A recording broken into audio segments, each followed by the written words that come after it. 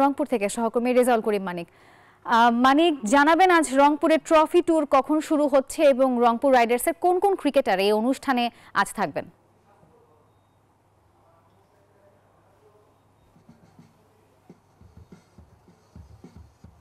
নাফিসা, এর আগের বুলেটিনে যেমনটি বলেছিলাম যে অর্থাৎ রংপুরে আসছে রংপুর রাইডার্স, এই খবরে অর্থাৎ উচ্ছ্বাসে মেতেছে অর্থাৎ ক্রীড়া প্রেমীরা। রংপুরের যে ক্রীড়াপ্রেমী যারা রয়েছেন, আপনি দেখতে পাচ্ছেন ইতিমধ্যেই শত শত ভক্ত, রংপুর রাইডার্সের ভক্ত, তারা কিন্তু এই রংপুর স্টেডিয়াম এসেছে।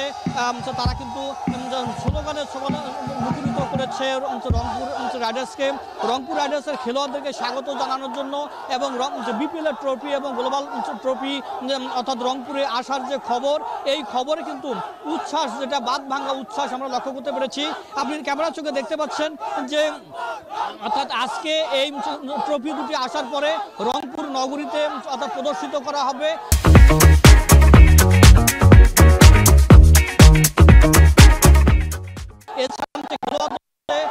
ছবি তুলবেন তার ভক্তরা, এটি উন্মুক্ত করে দেওয়া হবে। অর্থাৎ বেলা 1টার সময় ঢাকা থেকে খেলোয়াড়রা এবং ট্রফি রওনা দেওয়ার কথা রয়েছে। এই অর্থাৎ হেলিকপ্টার যোগে আসবেন এবং রংপুর স্টেডিয়ামে কিন্তু রংপুর স্টেডিয়ামে তারা কিন্তু এই হেলিকপ্টার অবতরণ করবে।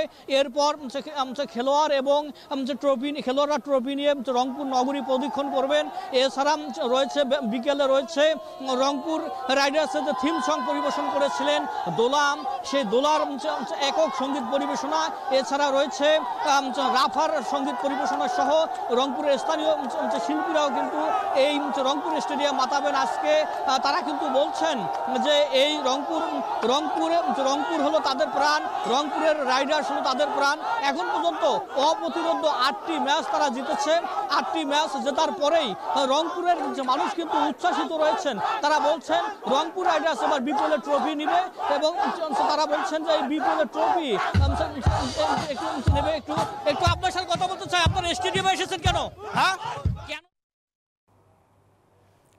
মানিক, ধন্যবাদ আপনাকে।